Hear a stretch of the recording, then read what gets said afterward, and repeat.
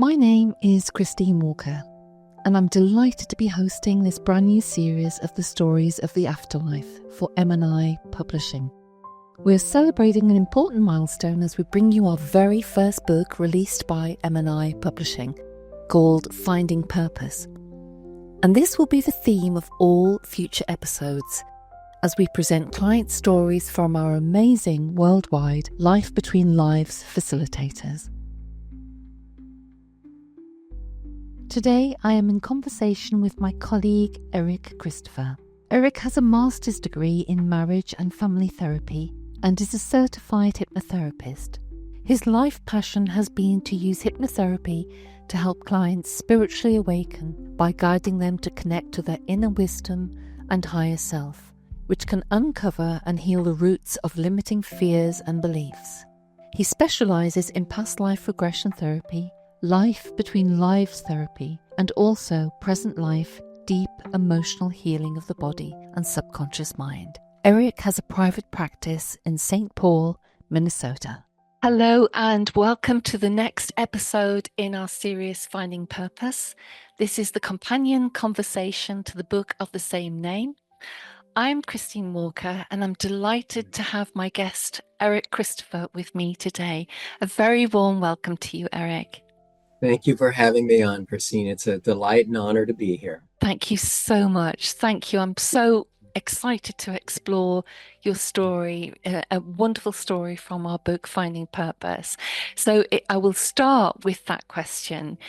Because of the dynamics of social media and everything, we can't escape anything at the minute, but, we're going through some very interesting times on planet Earth and humanity at the moment, and quite often with a deep sense of polarity to what's going on in our world. Having a sense of purpose, do you feel or do you know whether this is a deep universal need, or is it more of a personal need? That's a good question, Christine. Is it a universal need? I would say yes to that, just because we're at a time in our Earth, what should I say, evolution, that the consciousness planet is really raising. Yes. And it does cause people to be introspective about what they're here for. And I know it does seem as though we're only here to go to school, get a job, watch our favorite football team, eat chips, retire, and die. It seems that's only what we're here for many people. But the truth is, we are these wonderful eternal soul beings having a human experience. And we did not come here for only to cheer on our favorite sports team. We came here for a reason.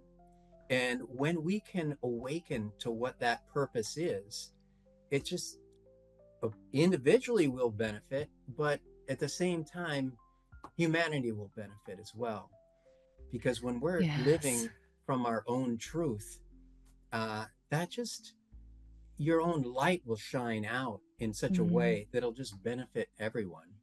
And when I say purpose, there can be a myriad of purposes why a soul might choose the body here.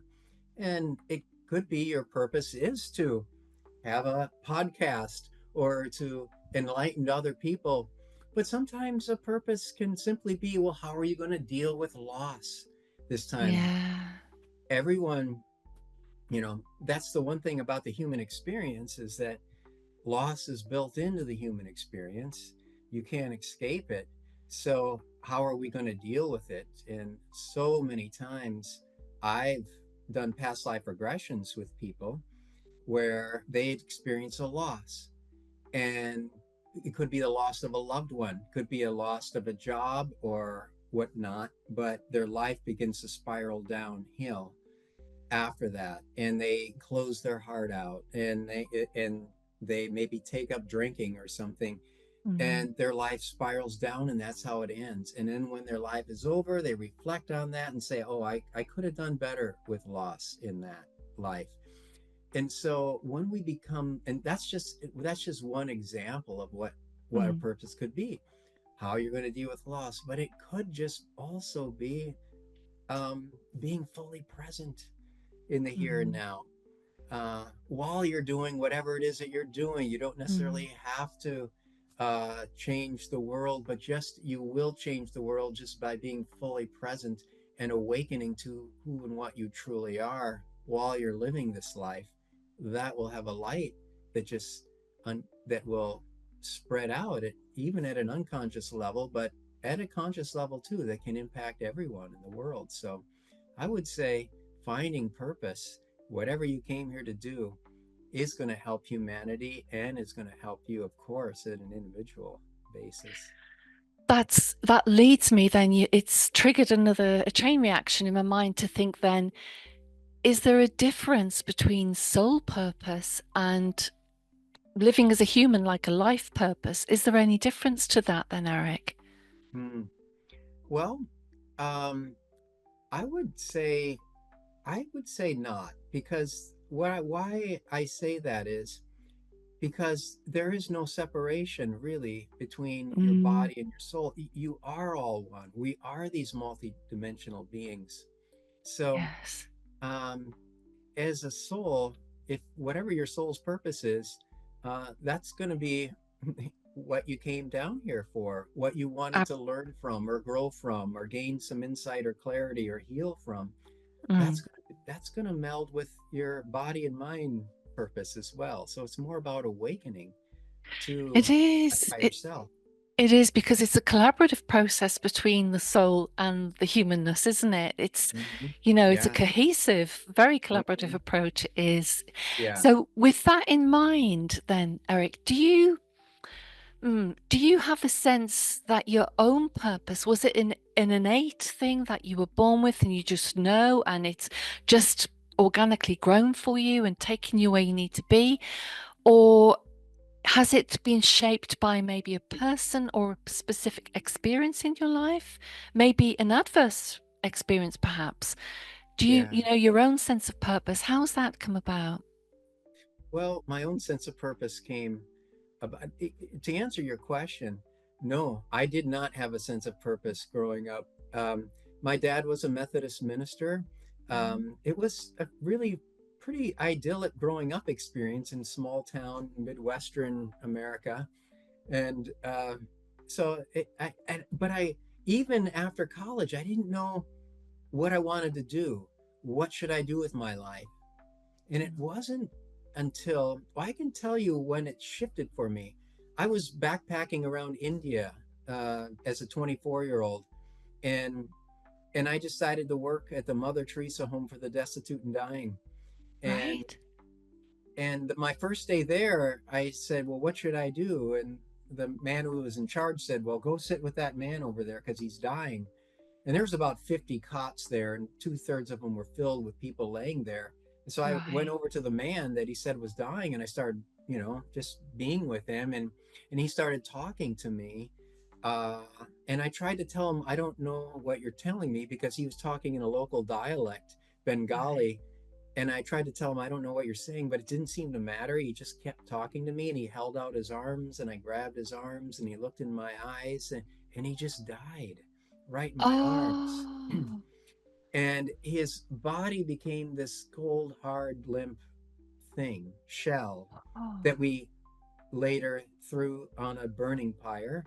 But something yeah. started clicking in my mind that just said, wait, who and what I was just talking to was not this body that's burning over here. It was the light, the energy, the consciousness. So then it Mm, became clear. Something clicked in my head. Wait, we are these eternal beings having this human experience. That's our more permanent self. And then so that's always turning in my mind. And then yeah. so a couple years after that, I read it soon after it came out, Michael Newton's book, Journey of Souls. And up until then, I was lost as to what should I do with my life. When I Mm, read that, there's something that clicked in me and said, this is the work I want to do. I've got to get training with this Michael Newton guy before he retires. And mm, fortunately, I was able to do that back in mm, 2004 in California.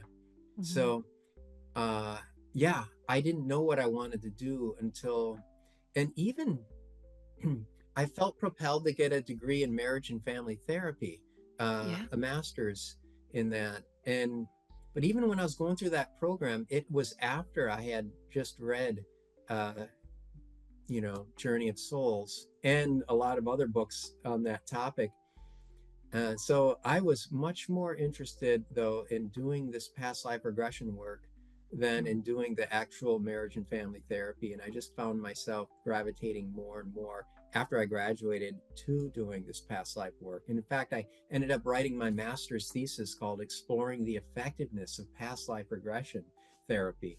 So, Did you? yeah, so that's been my passion and my purpose for the last 20. I graduated in 2000, so it's been the last 25 years. But Oh my goodness yeah, me. Gosh. You keep linking me to new trigger points in my mind. I wrote something down. I've okay. put, how does understanding one's past lives help illuminate one's current purpose? Oh gosh.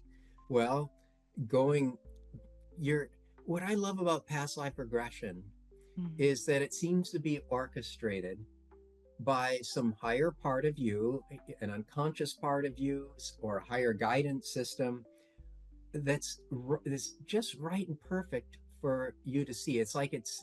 It's orchestrated perfectly, tailor made for you Yeah. in this in your life. And Mm. one of my clients was talking to their spirit guides, and their spirit guides said something so profound. They said, just as the body's instinct is to breathe, the soul's instinct is to grow and evolve.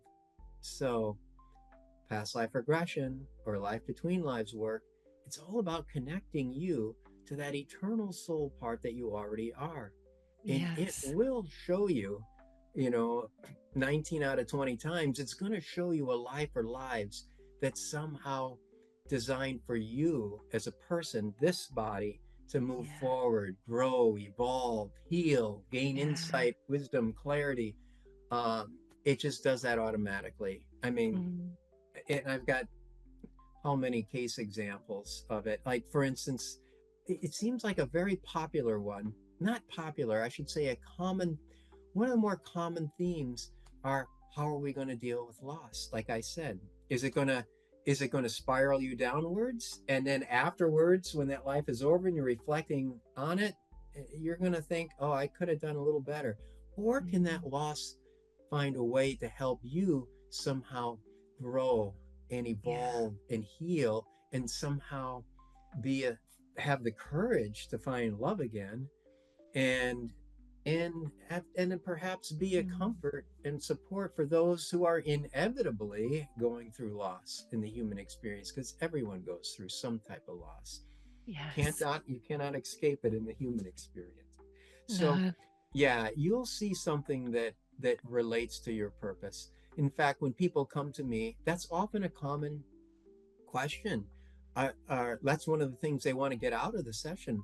I'd like to know what my purpose is. Mm. And in my experience, past life regression will it just does that almost automatically. You'll get a Yeah. sense of what your purpose is, or at least one of them, you know. And I Yeah. think as well, as Michael Newton Institute trained facilitators, we Yeah. carry on Michael's legacy, and a Right. component of an LBL session is the past life Mm-hmm. aspect as well, which gives so much wealth of information. Yeah. It really, really helps. And then, Mm-hmm. when you get into the spirit world, your true home, you have a much higher, clearer perspective of the things that might have really plagued you or bogged you Yeah. down on planet Earth or other dimensions. Yeah. So it's really interesting, really interesting. You Yeah. submit the most bearing in mind your background in marriage and family therapy, your Yeah. masters. um, I was intrigued, and I loved the story that you submitted about your client Emily, herself a Mm-hmm. therapist who Mm-hmm. was wanting to uncover dynamics that had gone on throughout her life, with the theme of abuse, physical, Mm-hmm. mental, and sexual abuse. And she also wanted some healing. So can you take up that story with me, please, then, Eric? Yeah.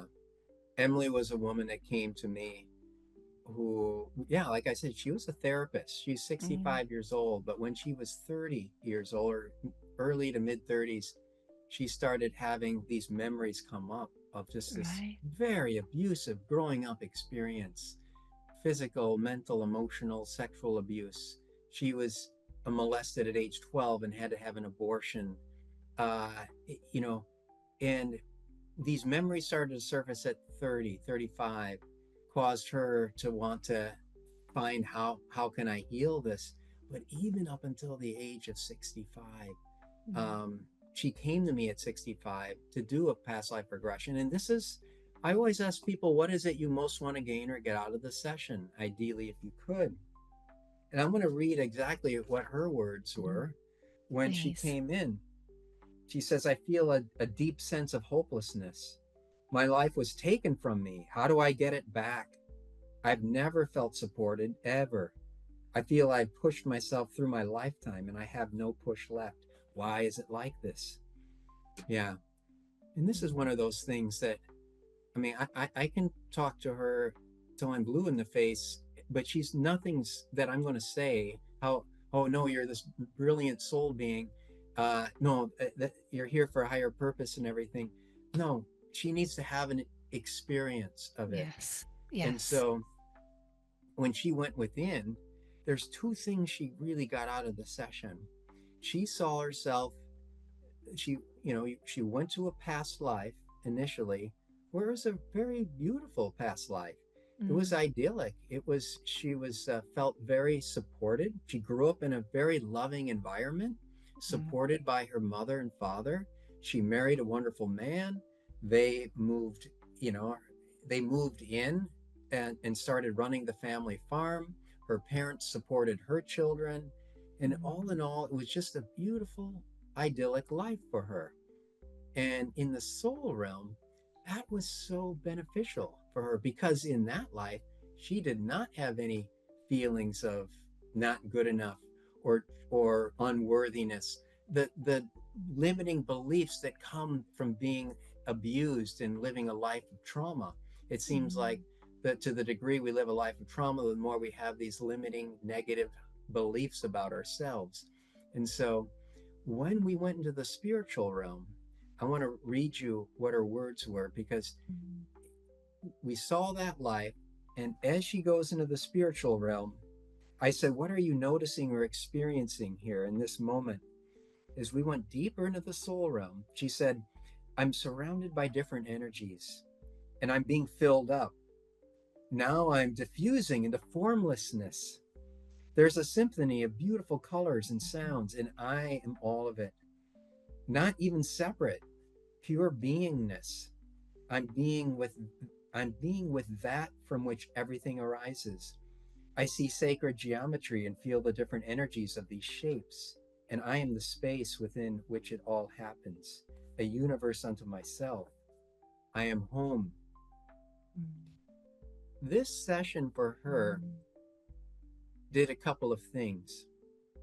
Number one, she was able to no longer understand when she saw that past life and saw how she went through it with a feeling of being loved and worthy and good enough.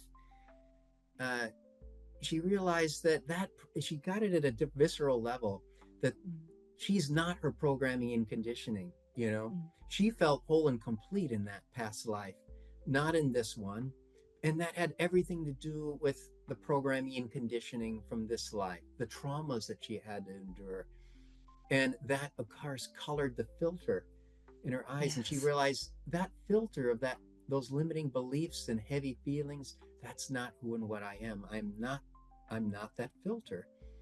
Mm, But what I am, she began to, the second thing it did, it helped her identify with her true nature of being the same one consciousness that animates everyone and everything.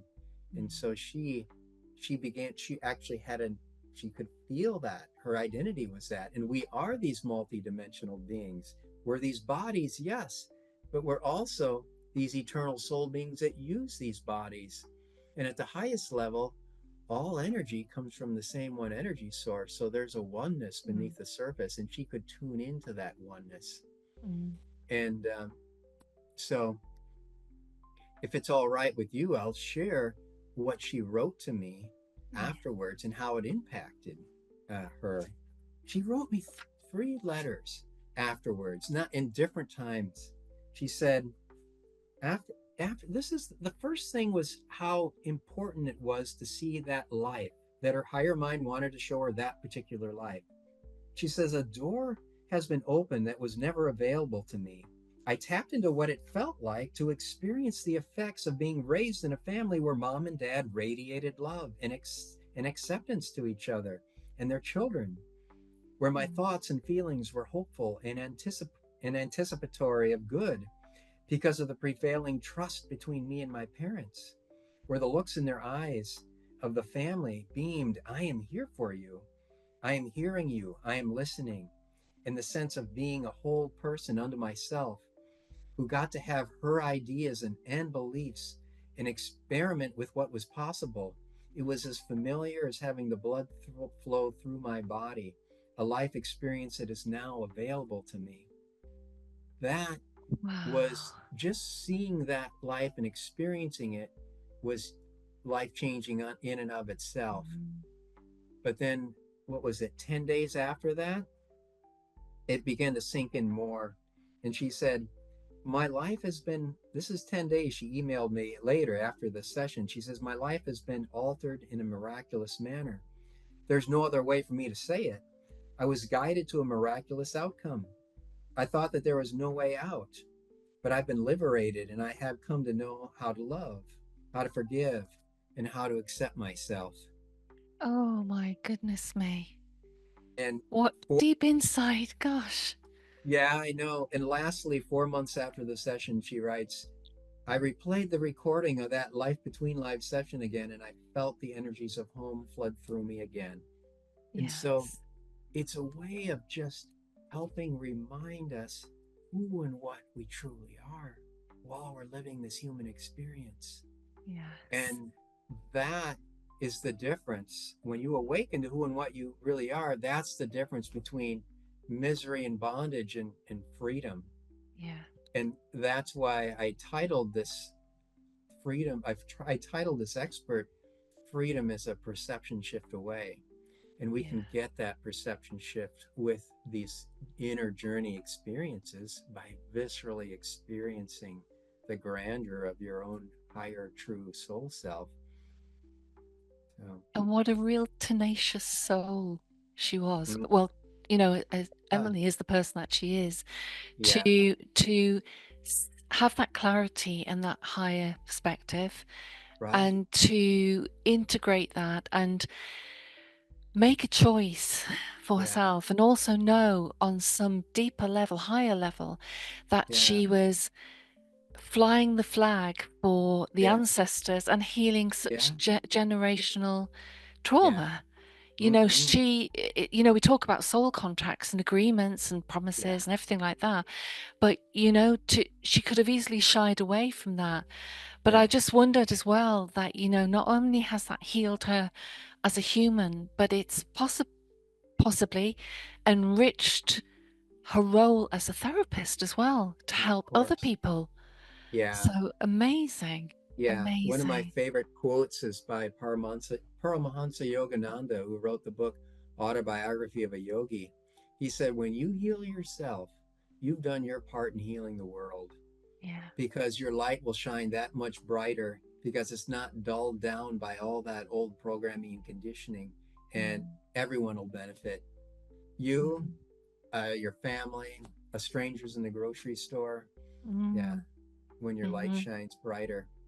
And one of the reasons why I chose that particular example was because she exemplifies a large percentage of the clients that come to me mhm, that I'm seeing these days. I see people that voluntarily incarnate into a very challenging growing up experience for the mm, purpose of healing themselves.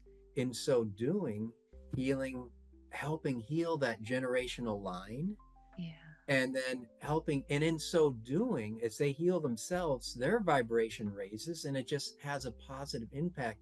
The unconscious programs of abuse or neglect or whatever, they stop and they don't get passed down unconsciously, Yeah. uh, like an unconscious virus through the generational line. But with awareness, it stops. And I see that as like a grassroots movement that we as souls have come here many times to help raise the consciousness of the planet, incarnate into a challenging Absolutely. generational line, heal yourself, heal the line, and actually heal the planet by not passing that down, but actually letting your light shine in a brighter way.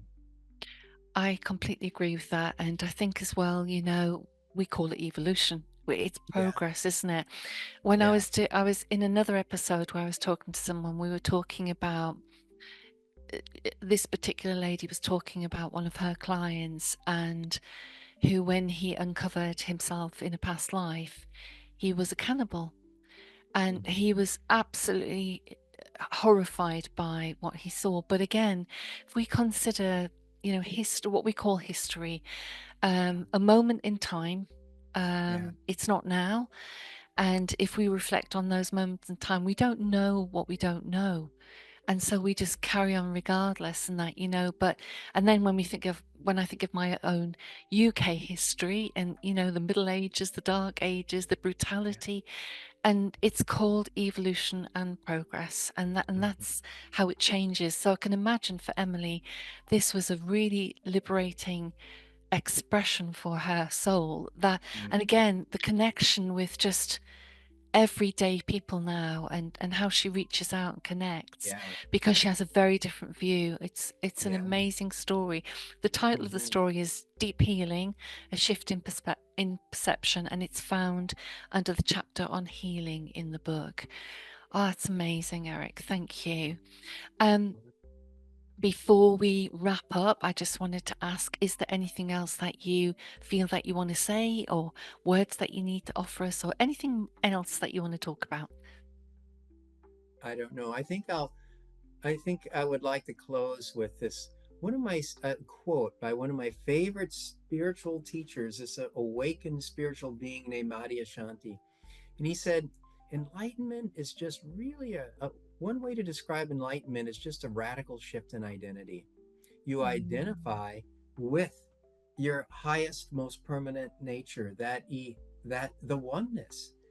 And yeah, Emily got an experience of tasting that oneness. yeah, And and I think a testament to the raising of the consciousness of the planet is I've had many clients come in, more and more.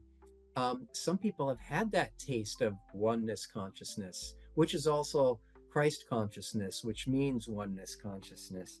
Um, yeah, and they've had experience of that spontaneously, and want to get clarity about that, or even in a past life regression or life between life session, when their soul is moving to that higher vibration, they're experiencing that, and that sense of unity consciousness that yeah, is, people more and more are experiencing that.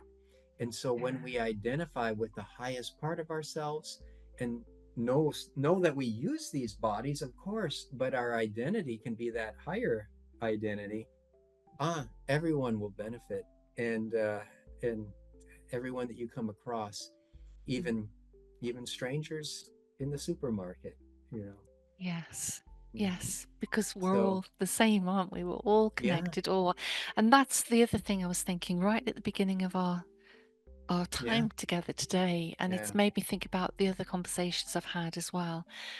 Part of purpose is also connection, because we're on planet Earth, a physical planet, where we can experience deep emotion and deep feelings, and physical and mental. And it Mhm. gives us, it's just so valuable, and it's rife with opportunity for us here as souls as well to learn, Mhm. isn't it?